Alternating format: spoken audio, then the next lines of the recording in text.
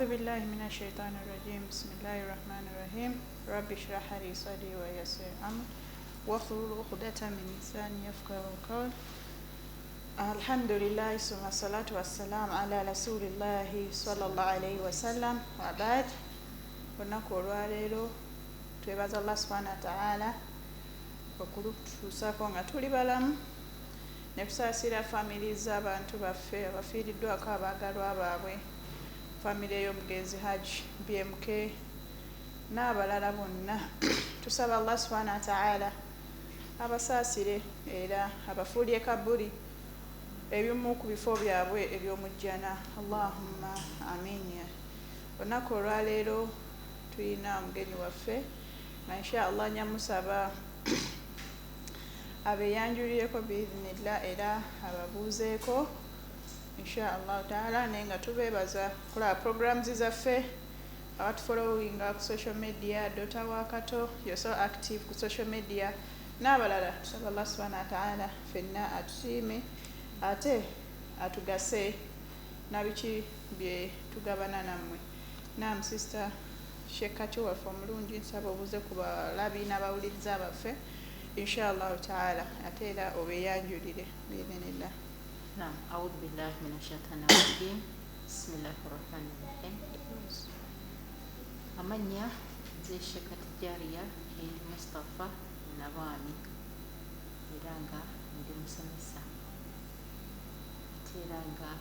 ندي وداوا وكسو district naze kulira dawa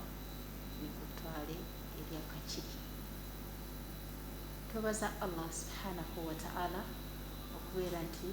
atusinkanyiza akaseera kano era Allah tumusaba atuwe obulamu bulungi twongere okumanya n'okutegeera n'okusaba mu nkola n'okulongoseza ddala Allahumma amin. Barakallahu fikum wa jazakallahu khair sister. Olunaku olwaleero inshallah omulamwa gwaffe tugenda kutambulira ku buguminkiriza oba swabul oba patience era nga inshallah sister yaffe Shekati Jalia atwandyagadde okumanya obuguminkiriza kyeki by'obusiraamu. Allah subhanahu wa ta'ala obuguminkiriza aboogerako ki oba omubaka nabbi sallallahu alayhi wasallama kikyaboogerako biidhnillah. barakallahu fikum وجزاكم الله خيرا في الدنيا والآخرة. الصبر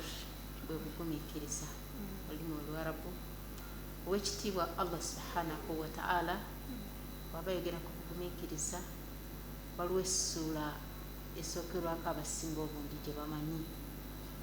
Omugezi Shafi rahimahullah yagamba nti lawma anzala Allahu hadhihi sura lakafathum, singa Allah yassa ssuula eyo yokka natasaayo ssuula ndala netugitegeera netugikolerako yalibadde etumalira. Ssuula kyeyo barawudu billahi mina shaitani rajim agamba nti bismillahi rahmani rahim wal asr inna al insana lafi khusr illa alladhina amanu wa amilu salihat watawasaw bil haqq watawasaw bis sabr. Allah mu ssuula eyo atugamba nti wal asr, Allah yalayira omulembe, yalayira emirembe egyayita, yalayira omulembe guno oguliwo essaawa zino, yalayira n'emirembe egirijja. Naga nti innal insana lafi khusr, mazima ddala buli muntu yenna ali mu kufaafaaganirwa. Illa alladhina amanu wa amilu salihati, okuggyako abo abakkiriza ne batakoma kukkiriza kwokka ne bagattako okukola emirimu emirongoofu emituufu Allah subhanahu wa ta'ala gyayagala. Watawasaw bil haqq, ne balaamirigana mazima, kwogera mazima, kuwangaalira ku mazima, okukola nga ba mazima. Watawasaw bis sabr, ne balaamirigana bugumiikiriza. Obugumiikiriza obuziza nti kyeki? Obugumiikiriza nabbi sallallahu alaihi wasallam bw'aba butusomesaako aga nti as-sabru inda sadamatil ula, nti omuntu yenna obugumiikiriza ateekwa bufunanga yakagezesebwa obanga yakafuna ekizibu kyonna kyonna naye n'abeeranga abeera mugumiikiriza. Mugumiikiriza ki bw'afuna? N'abeeranga ye yennyini yeesigamira Allah subhanahu wa ta'ala nga tasoose kugamba nti nze kino nze gwe kituukako, era nze mbeera bwe nti, era nze nfuna kino. Naye amangu ddala nga omusiiba yakagufuna oba ekigezo nga yakakifuna, nabbi yatuyigiriza sallallahu alaihi wasallama ng'ajjako Allah waffe subhanahu wa ta'ala yatutonda aga nti omuntu yenna bw'aba afunye omusiiba kirungi agambe nti inna lillahi wa inna ilaihi raji'un. N'agattako nti Allahumma ajirni fi musibati wa akhlif li khayran minha. Hey Allah, mukugezesa kuno kwongezesezza kino ekizze kiva gy'oli gwe Allah, naye mukugezesa kuno hey Allah mpanyisaamu ekisinga obulungi. Limaadha? Tomanya Allah subhanahu wa ta'ala asobola okuleeta ekigezo kyonna naye ng'ate kirimu ekirungi gye tuli, naye nga gwe gwakireetedde tukola ki? Tukimanyi. Ebaga nti asa an taqra'u shay'a wa huwa khayrun lakum. Oyinza okutamu ekintu ng'ate kyekirungi gy'oli. Wa asa an tuhibbu shay'a wa huwa sharrun lakum. Ate oyinza okwagala ekintu nga kibi gy'oli. Allahu ya'lam wa antum la ta'lamun. Allah yamanyi ebyeffe bye tutakola ki? Bye tutamanyi. Olaba yaleeta ekigezo akugezese alabe ddala oli mugumiikiriza. Abaffe mu bugumiikiriza muno era mulimu ekyekweseemu ekirala Allah kyayagala atulage. Nabbi sallallahu alaihi wasallam ayagala nti man yukhrami rifqa yukhrami lkhayra, ti omuntu yenna amibwa obukwatampola ate era amibwa obulungi. Ne bamubuuza abasahaba nti ma huwa rifqu, obukwatampola bwe buliwa? Ayagala nti huwa linul mahmudu wa adamu shidda. Bwo bwe bugombo obutenderezebwa obubuzaawo kunyiiza. Nabwe kityo nti embeera y'obukanyigo yonna bwejja oba ekigezo kyonna omuntu asaanidde kubeera muki? Mugumiikiriza. Naye mu kunakuwala kuno kwonna kwanakuwadde alina kubeera mukwatampola obugumiikiriza buno asobole okubeera ng'abukola ki? Ng'abufuna era ng'abufunamu omugaso gwabwo okusinziira mu nteekateeka za Allah subhanahu wa ta'ala. Obugumiikiriza bugazi nnyo nnyo nnyo, aya mpitirivu nnyo nnyo nnyo nnyo nnyo nga Allah subhanahu wa ta'ala yagenda ayogera ku buki? Ku bugumiikiriza. Era eryo yanaagumiikiriza. Aya endala esookera endala eddako Suratul Baqara, Allah subhanahu wa ta'ala yagamba nti ya ayyuhalladhina amanu isbiru, abange mmwe abakkiriza mubeerenga mukola ki? Mugumiikiriza. Si kyangu era kyavudde agamba amanu olw'ensonga nti omukkiriza owannama ddala akkiriza Allah subhanahu wa ta'ala era yajja okugumiikiriza. Naye omuntu nga ye takkiriza bulungi ng'omutima gwe gulimu aga nti amala kwogera oluusi kigambo kirala oba amala kukola kirala nagamba naye mutuufu n'aliza eri Allah. Naye omukkiriza owannama ddala Allah subhanahu wa ta'ala bagambye nti isbiru ya ayyuhalladhina amanu isbiru, abange mmwe abakkiriza mukole ki? Mugumiikirize. Waswabiru, ate mugumiikirizise emyoyo gyammwe. Surah Al-Imran gyeyogedde limbadde ngambe Bakara. Warabitu, ate mubeere nga munywera. Amakulu munywerere kukola ki? Kugumiikiriza. La'allakum tuflihun, olwo nno mujja kubeera nga mwesiima. Nti omuntu ono buli ogumiikiriza Allah ye ateekawo amakubo g'akuwa mu mbeera y'obugumiikiriza. Ogenda okulaba nga Allah aleese kino nga waliwo embeera ebadde ekutuuseeko, nga Allah aleese ono w'amagezi bw'aba agamba nti munnaye somayo ku dduwa efaanana bw'eti, walikoze nno bw'oti, waligenzeko nno, naye nga kyagamba gamba ekiki? Ekirungi, nga tekikwawukanyiza ku kusinza Allah subhanahu wa ta'ala, era nga toyawukanidde ddala ku Allah wo, sigala ng'omuliko ate nga wakoze ki? Ogumiikiriza. Genda okulaba nga Allah aleese ennasuru ye oluvannyuma lw'okubeera nga oli muki? Oli mugumiikiriza. Lwa nsonga ki? Ti Allah subhanahu wa ta'ala yatulaganyiza otugezesa asooka atukakase nti tuli baki tuli bakkiriza. era omuntu yenna omukkiriza yenna omutuufu Allah amugezesa amulabira eddala mu mutima mulimu bukkiriza oba nedda si bwe kikola ki si bwe kiri. agambye Allah nti bada billahi minash shaitani rajim ahasiba nnas an yutraqu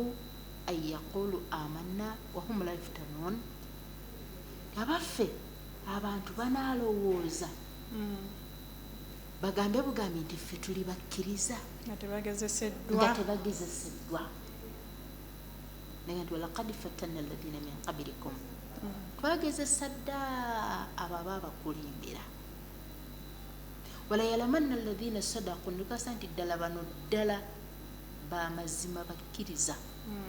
wala yalamanna allahu likadhibin. Allah naga nti nalaba nti bano balimba. Allah tutukuza nabigezo akugezesa alabe eddala oli mukkiriza oba toli mukkiriza. ekigezo kino Allah kyaleese yegenda okubeera ensibuko ya Allah okutegeerera ddala nti ddala oli muddu w'omuki omukkiriza. era buli kyakuteekawo kakasa nti ye yakikoze eki yakireese era yakigeze. kyova aba yatulaganyisa era tiwalanabirwannakum bishaiin min alkhawf waljui wanaqas min alamwali walanfus walthamarat وبشر الصابرين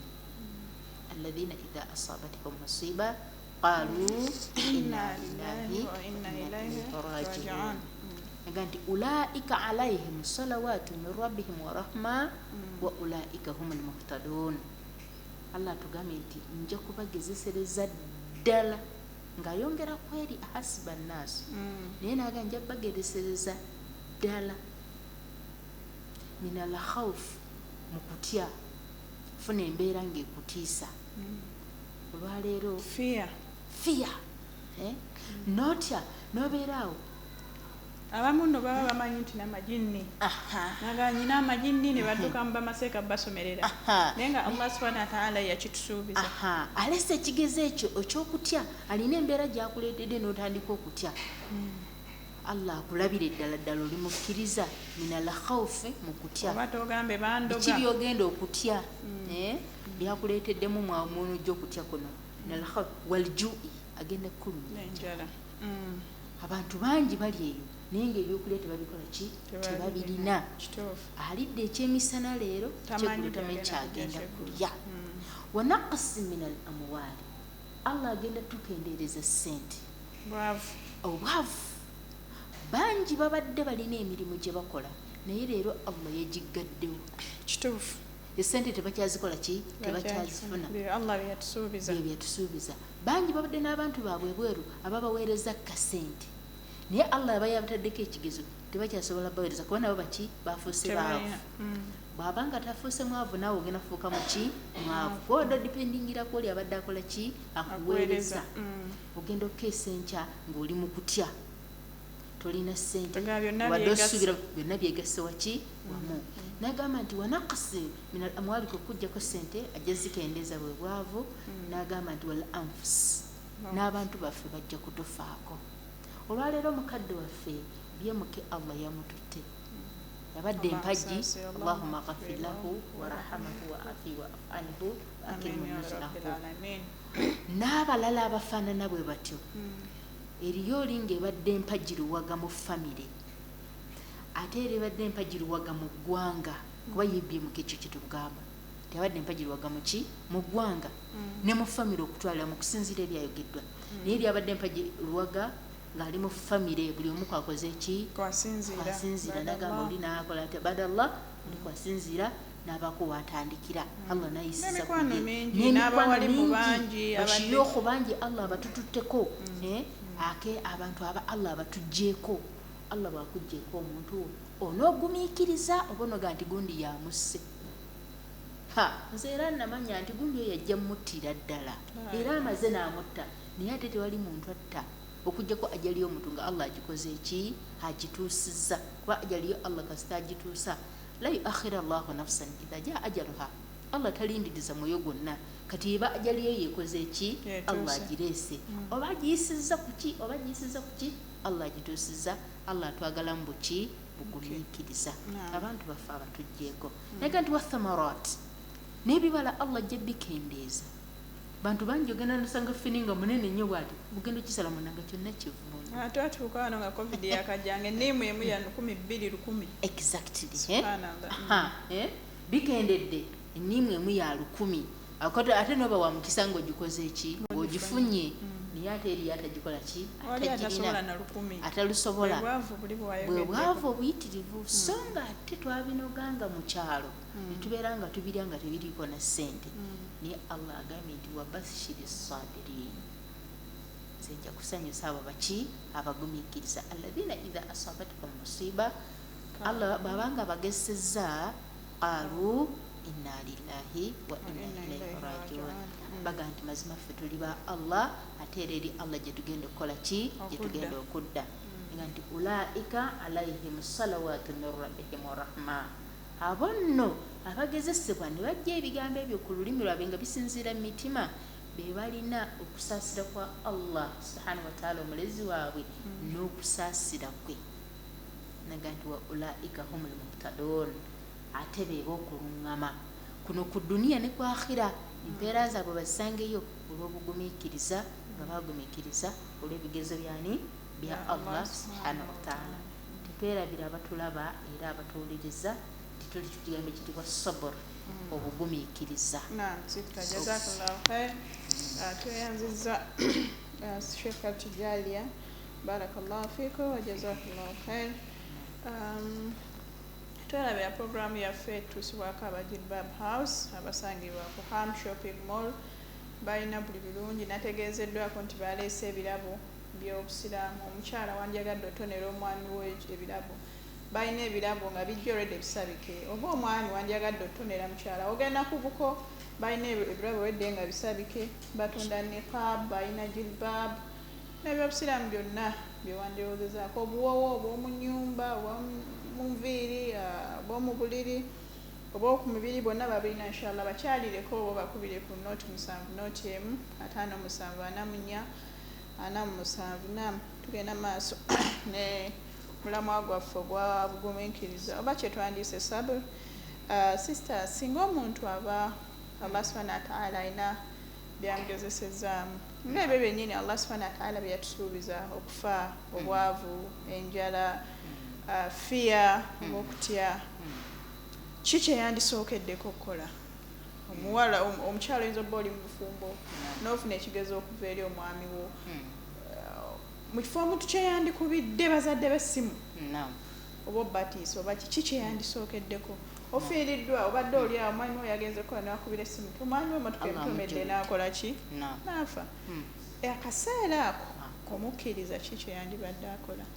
kyeyalibadde akolera ddala ekigezo ekyo nga kyakamutuukako kwe kusooka ogamba nti inna lillahi wa inna ilaihi rajiun n'agattako nti allahumma ajirni fi musibati wa khuluf li khayra minha ekigambo ekyo bw'aba akimaliriza kyalibadde kirungi mu kwesigamira ennyo Allah akwate akadomo bw'aba talina wuzu afune wuzu asaleyo lakameka amugambe nti eyi Allah embeera eno gwogireese era gwogigese naye nkusaba okuteekereteekeremu kisinga buki bulungi kubanga bangi bavudde ku mulamwa olw'okugezesebwa tukiraba omwami Allah oluusi amujjulidde akisidenti ebiseera ebisinga obungi abakyala bawaba nnyo ng'ate abaami bawasizza kyeka kyekigezo kyaffe abakyala ekinene ekigezo ekyo kinene nnyo eri abaki eri abakyala illa man rahima Allah okujja kwa Allah bakolaki babasaasidde naye abasinga obungi ekigezo ekyo kiyitirira we bali oli ayinza n'okulooza nti nze omwami yankyayi naye aba tamukyayi omwami wawasa aba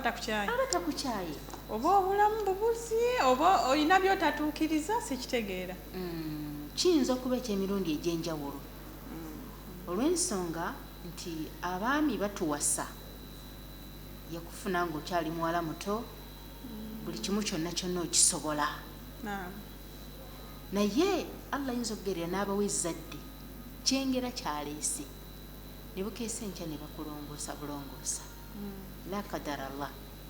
naye kati ekyo bwe tukyogera bwe tutyo teri omukyala eyo nga omwami we bakulongoosezza ng'ogenza okuzaala eri abaami abatasulirawo nga ye ajja kuwasa omukyala omuki omulala olw'embeera eno etandise okukola ki okujja aleme kugwa mu bwenzi aleme kugwa mu zina kusanga bawala batambula bwe bati ku kkubo agenda agula abo wakiri abeere n'omukyala eyeetongoddwa amanyi nti alina namba mmeka 2 oluusi oyinza okuba n'obulwadde bw'ataategeera mu ntandikwa twegamba teyeeyagala buki bulungi nga bwe yalibadde omukyala asobola okubeera n'obulwadde obufaanana bwe buti nga tosobola kugamba kumalako naye mu mbeera ze mulimu n'abamu abakyala Allah n'abageesa n'obalongoosa ng'omwami aganzi njagala abaana abo naye nga abasawo bagambye olina kuzaala bana era abo bokka bojja okukola ki bojja okukomako kaakati noga nti awasa atya naye weerabidde ekizibu Allah kyakoze eki kyakugezesezza nakyo ekyo nakyo kigezo nti omukyala bamulongoosezza ate waliwo ebyetaagisa bigende mu maaso kubanga okulongoosebwa kwe nga ate asigaddewo nga mulamu ate tekijjaawo ono okubeera nti ate ye ebibye tebijja genda muki mu maaso era ojja kwetaagira ogenda okulaba nga omwami akoze eki awasizza wali tuleese ekigezo kya akisidenti kyoleese nti omwami afunye obuzibu bwa akisidenti emotoka ekoze eki emutomedde la kadara Allah saba Allah newaba mukyala newaba wamuganda newaba omuzadde asaburu njamiri obugumiikiriza bwe buki bwe bulungi so kati embeera eyo emisinde gyaffe gyonna oba mwami yawasizza oba akisidenti yezze oba kiki tetuddukirawo abantu balala emisinde gyaffe tugizza eri ani eri Allah subhanahu wa ta'ala obuddukiro bwa Allah musaalo awo wennyini bwetwogerera kwani ku Allah subhanahu wa ta'ala bw'onojja n'oyimirira mu ssala n'osoma surat al-fatiha mu ngeri ey'ennaku n'okunakuwala n'obulumi Allah subhanahu wa ta'ala alina ebigambo byakuddamu ng'osoma surat al-fatiha ebikakasiza ddala nti ddala oli mudduwe akugezesezza naye ate n'obeera mugumiikiriza waba onoga nti alhamdulillahi rabbil alamin Allah naga nti hamadani abdi omuddu wange atenderezza arrahmani rrahim majadani abdi omuddu wange angulumizza maliki yaumiddin alaga nti sanaani abdi omuddu wange ansukkulumizza mashallah kati obiraba ebigambo ebyo yoga nti iyaka na'budu wa iyaka nasta'in alaga nti hadha baini wa baina al-abd ekyo kiri wakati wange ne wakati w'omuddu wange nakikola ki akyogera limaadha oyinza okubanga bino byogera opapalya no banno bwoti naye ng'ate obwongo bwe bupulaninga kirala naye ate eri akyogera nga ddala ku Allah kwakoze eki kwayimiridde so mu mbeera efaanana bwetyo bwe tumala okugamba nti inna lillahi wa inna ilaihi rajiun allahumma ajirni fi musibati wa akhlif li khayran minha mwana wattu kyalibadde kiyingisa leero akameka 2 Allah tumusaba abeere nga atunyweza kuba okunyweza kwa Allah kasita omusaba okukunyweza tewali kirala kyonna kyonna kigenda kubeera nga kiddako kitabe tugamba nti waman yakfuru bittaghuti wa yu'min billahi faqad istamsaka bilurati lwuthqa la nfisama laha wallahu samiun alim iyo wala ttaghuti zonna niyesigamira Allah mazima bayekutte ku ngango ki engumu enywevu la nfisama laha etagenda kulangulukuka wallahu samiun alim mazima Allah awulira atamanyi era amanyira ddala nti omuddu wange ono ddala nze nina okumutaasa kuba buli nsonga ye agineesigamiza. Naam, barakallahu fikum wa jazakallahu khair sister Shekati Jalia. Inshallah tugendagendako mukuwummula biidhnillah enga omukyala ali eyo oba omwami oba abaana kakasiza ddala nti obugumiikiriza olina kyobutegeddeko ekisingako ku lunaku kyomanyi, era nkakasiza ddala nti sisita kyatugambye nti woobaawo kyonna ekikutuuseeko kaalu yogera nti inna lillahi wa inna ilaihi raji'un, twava eri Allah era gye tugenda okukola ki okudda. Oluvannyuma ofune wonna osobola okusaalira, ofune wuduyo osaale lakaati 2 biidhnillah, ensonga oziwanike ewa Allah. Waffe tetulina maanyi, tetulina buyinza,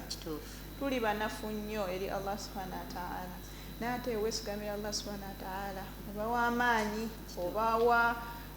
yani ofuna obugumu oba wanjawulo nnyo. So tuyige nnyo kubanga tuddukira eri Allah subhanahu wa ta'ala, eri ekyo kiba kitusuuseeko kuba yennyini eyatusuubiza ajja tugezesa n'okufa, ajja tugezesa n'enjala, ajja tutegesa n'okutya. Oluusi abantu bafuna depression n'alowooza n'anoonya seeka kyagenda seeka bandoga naye nga wallahi oluusi sina kiri Allah yakitugamba kyagenda tugezesa ne fear. So omukkiriza wenna nga tonaanagenda mu balogo, tonaagenda kugatta ku Allah subhanahu wa ta'ala, kyekiri kye yatugamba nti bagenda okugezesa ajja labe bakiyiseemu batya oluvannyuma atatusiime. So bw'ofunanga ekizibu musaale solution, oluvannyuma lusoma inna lillahi wa inna ilaihi raji'un. Abamu badde bamanyi inna lillahi bajogera kufa, naye inna lillahi wa inna ilaihi raji'un tujogera ku kizibu kyonna Allah kyaleese, ku kigezo kyonna Allah kyaba akuleetedde. Abaana bo babakutte osobola okisoma, abaana afunye accident osobola, omwana agudde ebigezo osobola, kyonna ekigezo kyonna Allah subhanahu wa ta'ala kyaba akugezeseza mu kasita kijja amatuugo. Yandibadde kirungi n'osoma edduwa eyo wabaaden n'ogenda n'osaala akabbiri. Mukyala ali eyo ayinza okugamba nyinza okuba siri mu kiseera kituufu kusaala, kwata omusaala gw'ofukamira wansi wegayire Allah subhanahu wa ta'ala omukwasa ensonga zo, kuba banadan teri asobola kuyamba bantu nga ggwe. Abantu abatambula ogenda mu shiriki abagendawo bayamba teri nabo abo bantu, singa abantu abo baali tebafa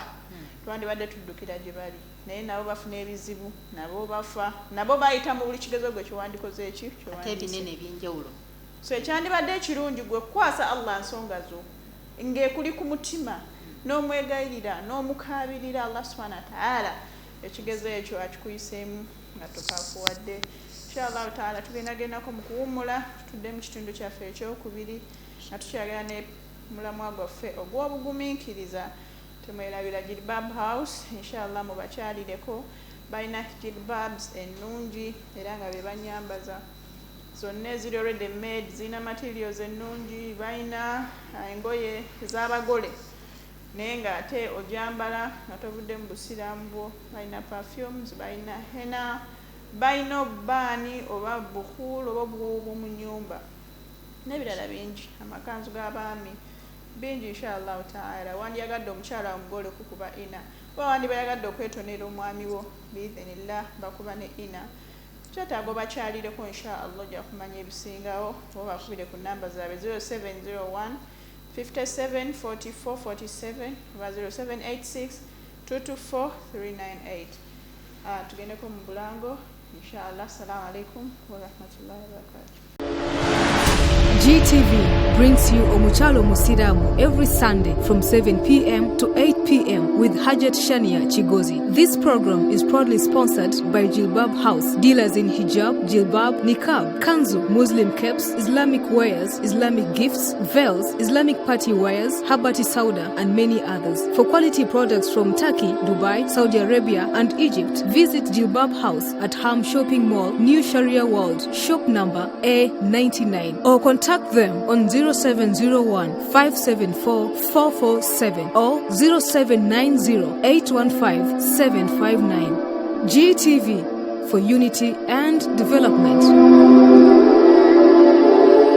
Assalamu alaikum wa rahmatullahi wa barakatuh. Mbakulisaayo nnyo mu Bulango. Mwebale kutulaba, mwebale kutubuliza, mwebale kutufollowinga, mwenna abatufollowinga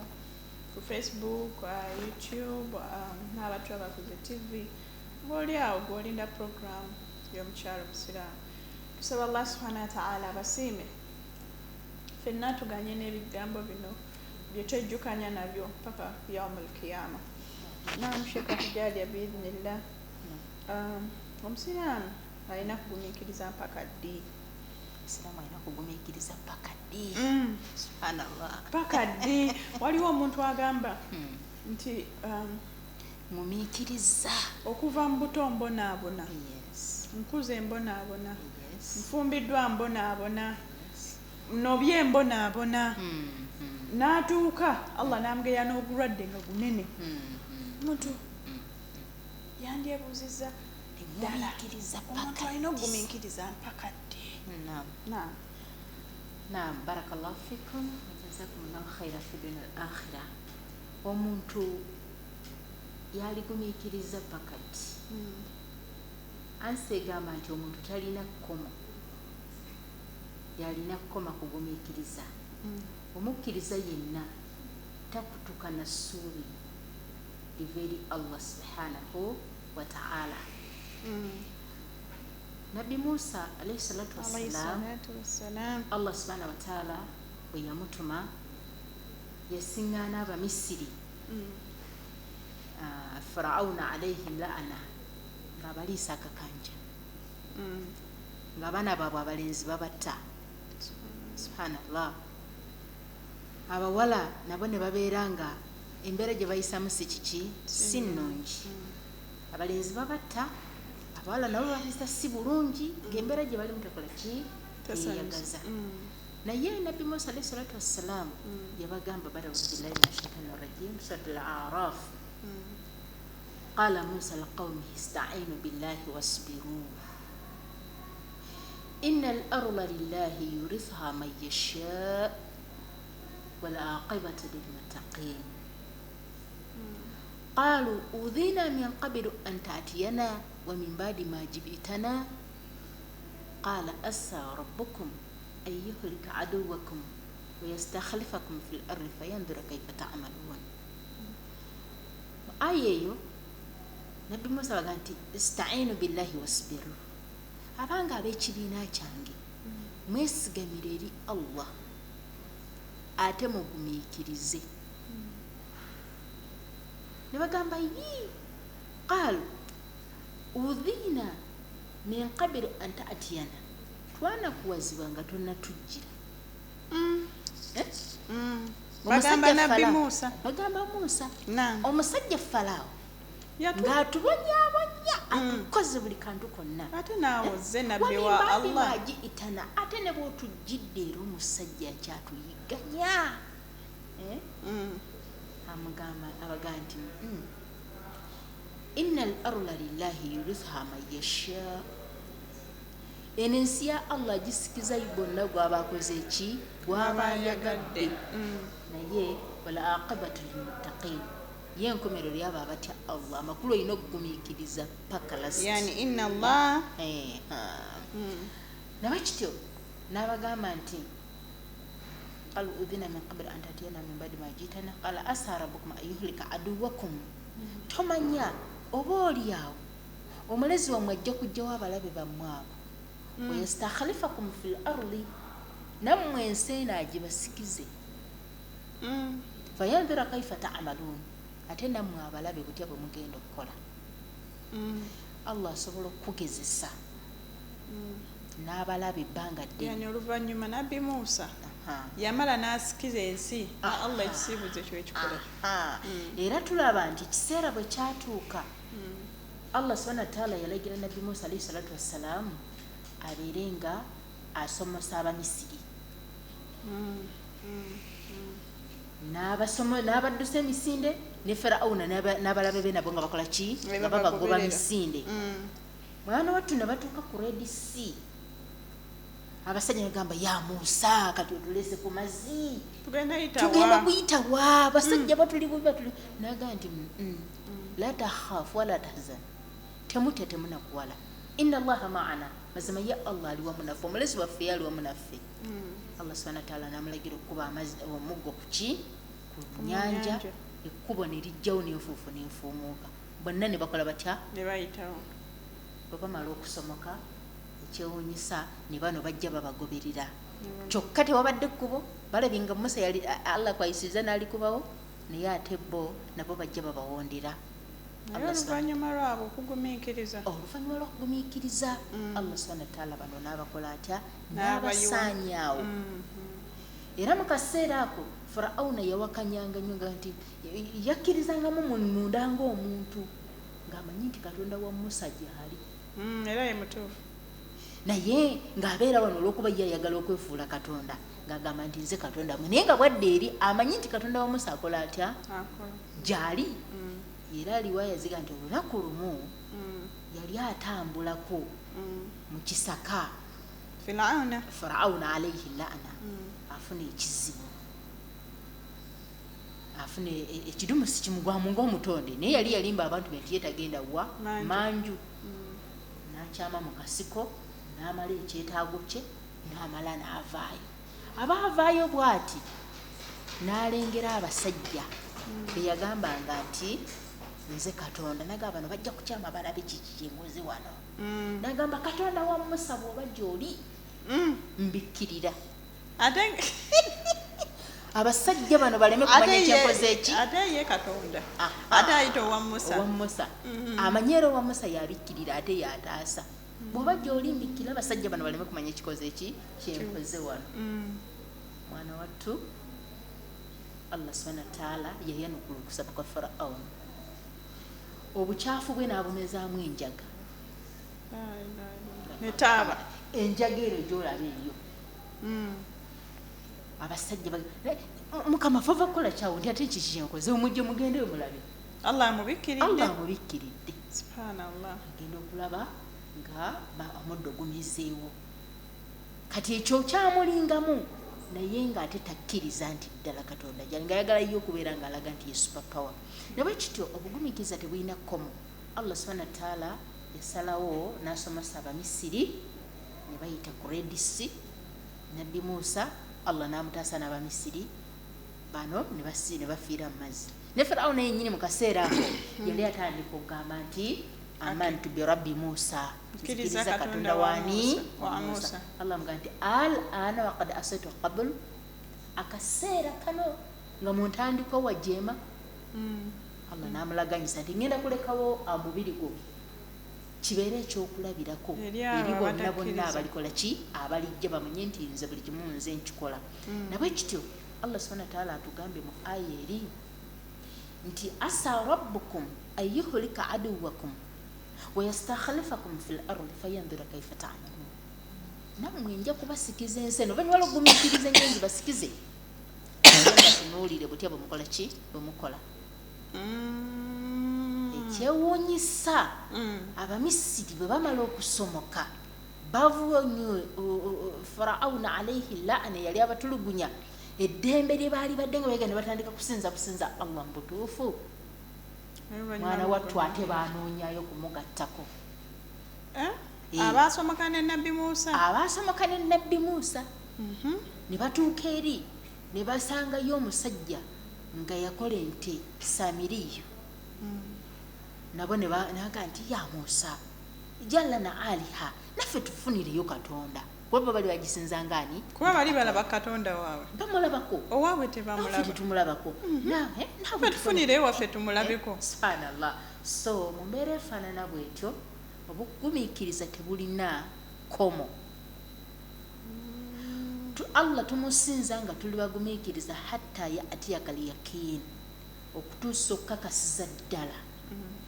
nti ng'omwoyo gwo gumaze kuvaamu ng'osigadde okyali muki mugumiikiriza era nabbi sallallahu alaihi wasallam yatusomesa edduwa ga nti allahumma ya waliya al-islaamu wa ahlihi ay allah gwe nannyini busiraamu n'abasiraamu masikini ala al-islaamu hatta alaqaaka ilaiki nyweza ku busiraamu okutuusa lwe ndikusisinkana nabbi wa Allah omubaka we sallallahu alaihi wasallam nyweza kukusinza okutuusa lwe ndikola ki lwe kusisinkana amakulu naawe ali yatulaba era tuwuliriza oba Allah akugezesezza kifaanana kiti oba kyenkanawa as-sabru jamil obugumiikiriza bwe buki bwe bulungi tebulina kkomo Allah abuleese yesigala ng'okola ki obugumiikiriza era abantu bagezesebwa dda abatali ffe abaatusooka baatukulembera Allah yabagezesa dda naye bawanjagira Allah naga nti rabbana furuqa alaina sabran wathabbit aqdamana wansurna ala alqawmi alkafirin hey Allah tufukirireko obugumiikiriza wathabbit aqdamana onyweze ebigere byaffe tubeere banywevu ebigere bino biri ku gwe omuntu mutima gw'omunda obeere ng'onywerera ddala ate tutaase eri abantu abo abawakanya amateeka ago ya Allah so obugumiikiriza tebulina ki komo omuntu alina okugumiikiriza Allah paka Allah laali kujja ku mugongo gwaki gw'enseeno olunaku lumu owekitiibwa Muhammadi sallallahu alaihi wasallam yali atambula waliwo n'asingana omukyala ng'afiiriddwa mutabani we lwe yazigamba nti yali mu myaka egiwerako kuba nabbi alina bye yasangawo mu kutumwa kwe abaali bawangaala obuwangaazi nga buwanvu lwe yazigamba nti yali mu myaka egiweranga 3 naye jjukira nti emirembe egyasooka abantu bawangaalanga emyaka 185 kati omukyala nga yeeziribanga agweri yenna yenna n'amugamba nti gumiikiriza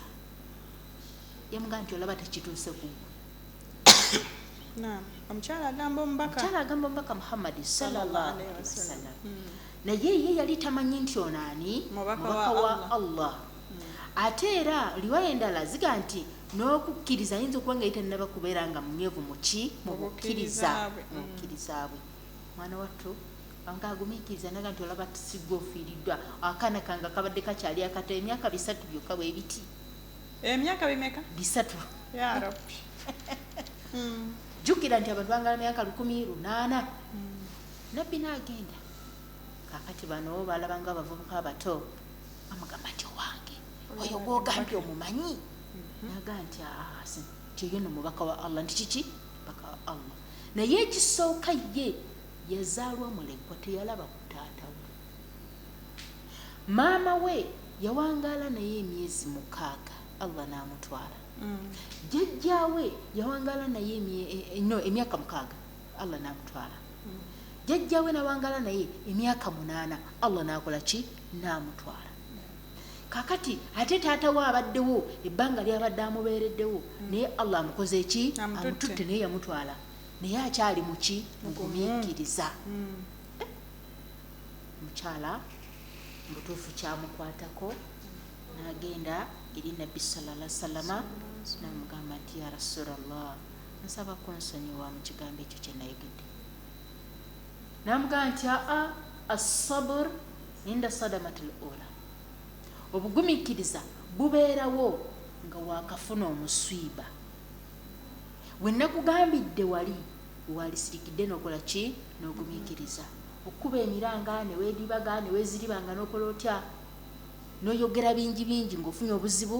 tekirina makulu amakulu gakugumiikiriza lwani ku lwa Allah muli obulumi tebusobola butabaamu n'okulukusa ku maziga naye nga ate toyogedde nze nsigadde naani yaani anannyamba yenze nga nfudde Allah waali ebbanga lyonna omukyalo owokubiri Allah yamugezesa n'obulwadde nga wansimbu najja eri owekitiibwa Muhammadi sallallahu alaihi wasallam n'amugamba ya rasulallah Allah yangezesa n'ensimbu naye ate bwengwa engoye zange zeefungula n'enswala nsabiraako ku dduwa n'amugamba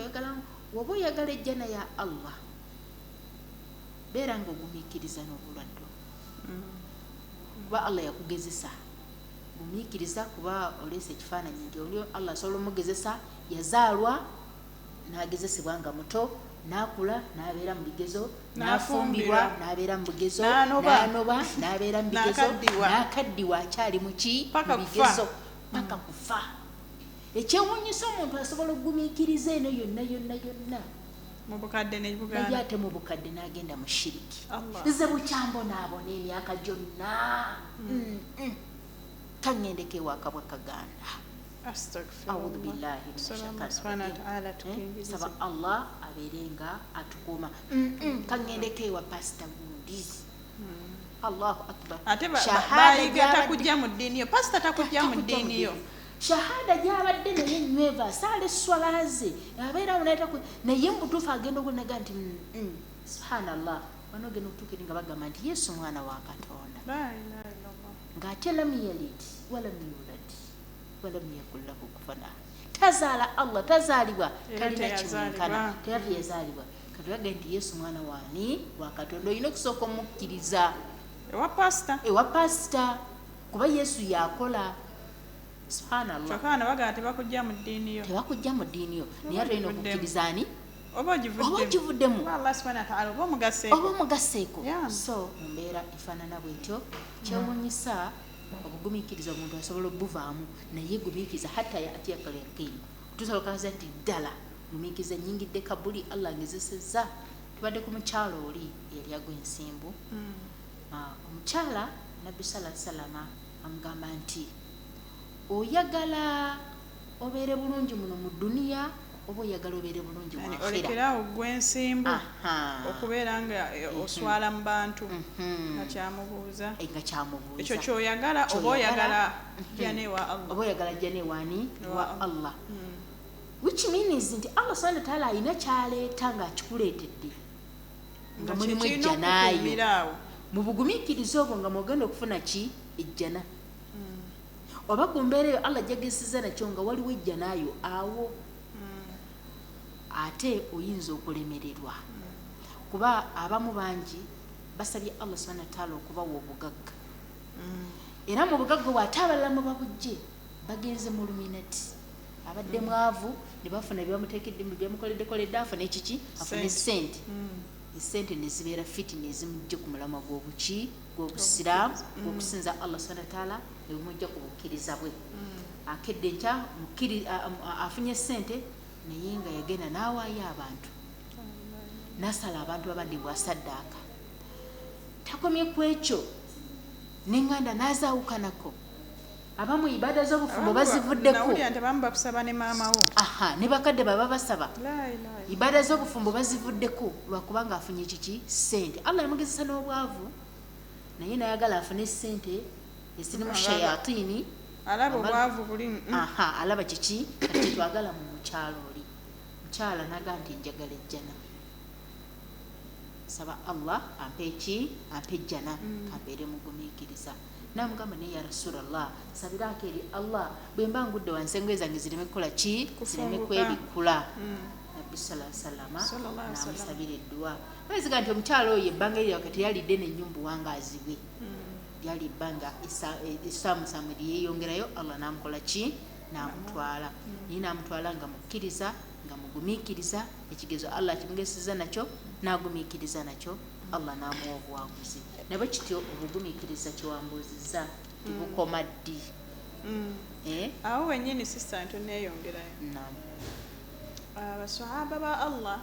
banabbi sallallahu alaihi wasallam ne banabbi ba Allah subhanahu wa ta'ala bagumiikirizanga naye abamu bamanyanga nti ndi wamuki wamujjana era omubaka sallallahu alaihi wasallam yateranga obbalaga nti we munalaba omuntu agenda okukola kino oyo wamujjana ne bakola ebintu byabwe nga bakimanyi nti bamuki bamujjana essaawa eno ofuna ekigezo ekigezo kize gy'oli nga si kyangu kinene naye neweebuuza nkivuddemu ntya fenna ali eyo oba omwana we afudde omwana we ayinza okufa obulwadde bwotategeera Allah n'akuleetera ekigezo n'ofiirwa bakadde bo obulwadde obutategeerekeka Allah n'akuleetera ekigezo nga olaba omubaka sallama n'okusingawo toyina maama toyina taata toyina baluganda recently omwami omu yazze nga anoonya mulimu bamundeetedde omu ku bantu betukulembera yamundeetedde nga anoonya mulimu naye yaŋŋambye nesiranga ku maama wange siranga ku taata wange mugana wange ankuzizza omuwala ali myaka 5 alina kansa alina siriimu owulira ebigezo omuvubuka ono ali myaka 2 bulamu bwe yadde tasuubirayo nti Allah ayinza n'omumukeeza n'amuteeka mu bantu naye ngamba we natuuse mu famire yammwe mpulira ng'eyafunye abazadde mpulira ng'eyafunye ki nayongedde mugumya natofaayo Allah subhanahu wa ta'ala ayina ensonga lwaki wayise mu byebirala byonna ojja naye kyembadde njagala okujjayo kiriwa nti abantu bedda baabanga n'obubonero omuntu nakola ekintu kye ng'akimanyi ndi wa mujjana essaawa eno tuyinza olaba omuntu ng'alina ebikolwa ebirungi nate n'amaliriza ng'agenze muki muliro naye ng'obubonero bwonna yani nga oluusi si muliro kuba omuliro Allah subhanahu wa ta'ala yasinga omumanya ni wa muliro ni wa mujjana naye n'olaba nga obubonero obusinga bwonna bw'alina bulungi noweesanga nga ekikolwa kyafiiriddemu kikyamu omuwala omu yali mukyala nga muttaki ate Allah subhanahu wa ta'ala bino byaliwo mu nsi ng'era ayagala nnyo okukola ddaawa ku mikwano gye egitali kitali misiraamu olunaku olumu ku bantu yali akolako ddaawa omulenzi omu agamba banne nti omuwala oyo mulaba ngenda mumwogereza era ngenda mumufuna agenda lokoka subhanallah olwaddaawo ono omuwala gye yakolanga ennungi ayagala nnyo okwesembereza abantu abatali basiraamu wabawaddaawa abawa naye Allah yasinga omumanya ensonga zaapeninga zitya naye baabasanga bonna bafiiridde mu loogi naye nga fe abadde balaba tulaba omuwala abadde muttaki abadde atya Allah abadde ki naye ku endi n'akola ki entuuko ye ne tulaba kirala era Allah yasinga omumanya lwaki kyali bwe kityo era tetumanyi ebikolwa biki bye baakolerayo yasinga omumanya naye kyembadde nkugamba muntu ngeri ki gy'oyinza omuzzaamu essuubi ffe tetumanyi oba oli wa mujjana oba toli wa muki ebintu bye tukola tetumanyi Allah subhanahu wa ta'ala oba abisiima oba tabikola ki edda abakyala bakolanga ebintu malaya teyawembwa at last kikolwa kitono nnyo ekito Allah subhanahu wa ta'ala n'amuwejjana bangi omukyala yabonyaabonyanga pusi naye ng'ate atya Allah oluvannyuma ate Allah n'amuwa jahannam suubi kiri oyinza okuzza mu ffe abatamanyi nti oba tuli ba mujjana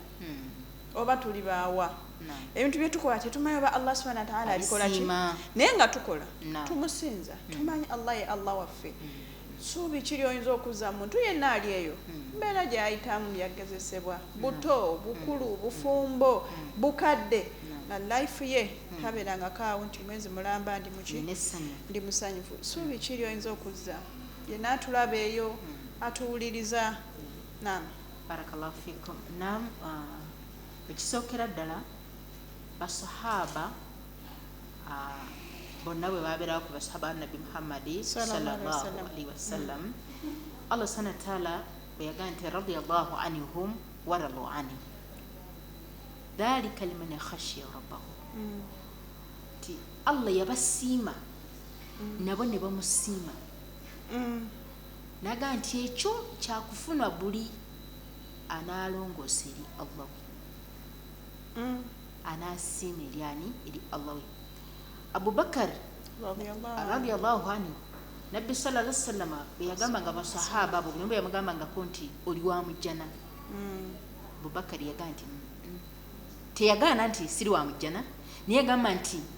ngenda kukkiriza nga kono wange aggweredde mu jjana teyakigaana naye ngenda kukkiriza nga kono wange aggweredde mu ki mujjana amakulu nti Allah subhanahu wa ta'ala yatugamba nti wala tuzaku anfusakum mwe temwetukuzanga gwe togamba nti nze sisobola kukola dhambi lino togamba nti sisobola kukola bwenzi era tosekereranga ali mu bwenzi togamba nti sisobola kubba oba sisobola kugenda mu shiriki sisobola kuyingira mu sabo nolayira n'okulayira byebigezo oli yeekakasaako nti sisobola nze kukola kino kyova olaba Allah aleeta ebigezo atukakase mitima nti ddala tuli baki bakkiriza ku mulembe guno Allah subhanahu wa ta'ala yagaana obwenzi nti azaniyatu wazani abo baana abavubuka fajiriduhu mi'ata jalda bakube kiboko 10 wakati wa muki 10 mi'ata 10 mulujjudde ye punishment gye bakola ki gye bafuna babasanze mu bwenzi bavubuka bakube kiboko 10 naye olwaleero abaana bawala batambula bwereere abalungi abayitirivu ababalagavu kituufu bumini babwambala bwe buti busiriveless kwegamba embeera gye balimu yonna ng'omusajja ddala emukako okugenda muki mu bwenzi naye Allah subhanahu wa ta'ala agambye nti qul lil mu'minin owaye gwe nabbi gamba abakkiriza abasajja yaglulna abiswarihim yaglul abiswarihim babeere nga bakkakkanya amaaso gaabwe wayahfadhu furujahum bakuume n'obwereere bwabwe amakulu gwengoyo bw'omulaba gw'obukkiriza bukkakkanya ku ki maaso go tomuteekako maaso mutunuulira yani omwami okwetegereza omwami omukyala era n'agamba abakyala okula elmuminaati ate gamba abo abakyala abakkiriza abakyala yagulirina abiswarihin bakkakkanye amaaso gaabwe tegategereza nnyo omusajja atali bbaawo wayahfadhna furujahun ate bakuume nnyo obwereere bwabwe Allah yatukoze eki agambye nabbi sallam atugambe lwaki nti gwa mukanula nnyo eriiso bwoti newekaliriza nnyo omuntu ono kijja kuviirako okwejajaamya ekyokubiri bali ogee nti Allah nabbi yabagamba nti bamujjana naye tebeetukuzanga nti nze nsinga competition zaabeerangawo nga basaddaaka oba nga balongoosa era lumu nabbi sallam yateekawo ku mpaka naga nti omuntu yenna atalowooleze mu swala nina ekitambaala kyange Abubakari naga nti nze nsobola Umaru naga nti nze ne basaala sala banyina agenda kumpa kitambaala alenda amaze okulowooza amaze okola ki kitegeeza nti omuntu asobola okubeera muswala n'abaako kyakoze eki kyalowoozezza naye ate tegenda beyond nnyo kulowooza nnyo kigenda kwonoona ki swalayokuba budget mu swala konteina n'ozirowooza nobirowooza mu mbeera efaanana bwetyo so nti kikulu nnyo bali ogambye bamanyanga nti bamujjana naye nga tebeetukuza nti nze sisobola kukola kino wabula tusigala tusaba buki tusabi Allah ayi Allah nsaba otukuume ayi Allah nsaba onkumire kulongoosa era ekyomuwala oyo yakolanga da'awa ng'agikola ku bantu abo insha Allah ta'ala akadde bekanaabaawo tugenda kubeera nga tukyogerako insha Allah ta'ala tulabe butya mbeera kijakola muda era butya mbeera kijakola ki yeeyisamu era Allah subhanahu wa ta'ala yagamba ki nabbi sallallahu alaihi wasallam yagamba ki insha Allah ta'ala tugenda kuba nga tukyogerako ziza nnyo shekati jaya tusaba Allah subhanahu wa ta'ala atugase n'emisomo gyaffe gino gyonna kyensinza oyigamu nti ali eyo wenna okwetukuza si kirungi si kya mu busiraamu okulaga nti nno kino sikikola nsobola gwa mu bwenzi siyinza kwambala bubi saba nnyo Allah akutaasa edhambi eyo dani ogamba nze sisobola kukola kino olunaku olwaleero mbadde olunaku olwaleero kambadde ne brother Jamiru ku kamera twebaza Allah subhanahu wa ta'ala programu yaffe etambudde bulungi era nga tumusaba owekitiibwa Allah subhanahu wa ta'ala akuume abaana baffe yonna gye bali twebaza buli musiraamu yenna batuweereza edduwa twebaza na buli muntu yenna obusiraamu diini ya mirembe obusiraamu diini ya mpisa era obusiraamu diini ya bwetowaze inshallah taala twala omukisa guno okutumirako jjajja wange Sheikh Ibrahim Kanji. Saba Allah akuwa obulamu obulungi, saba Allah asaasire abantu baffe bonna abatugenzeeko, Haji BMK n'abalala bonna abagaziize kabuli era abasaasire yonna gye baalaze. Era twala omukisa guno okutumira ne maama wange omulungi Haajit Sania Kigozi. Akadde ke tulimu ka bigezo naye sisita waffe asomesezza ku buguminkiriza. Kyenzikiriza nti ffenna tufunyemu ebyokuyiga abali mu biseera ebyogezesebwa era tusaba Allah subhanahu wa ta'ala atwongere obugumu, atwongere obukkiriza, atwongere n'obuguminkiriza. Assalamu alaikum wa rahmatullahi wa barakatuh. Tumwerabira sponsoring okuyamba program zaffe eza daawa. Genda maaso link weeri awo ngeri ki gy'osasulamu kyonna ky'oyinza okukola tuweekayo sadakayo ebyokusiima obirinde wa Allah subhanahu wa ta'ala. Assalamu alaikum wa rahmatullahi wa barakatuh.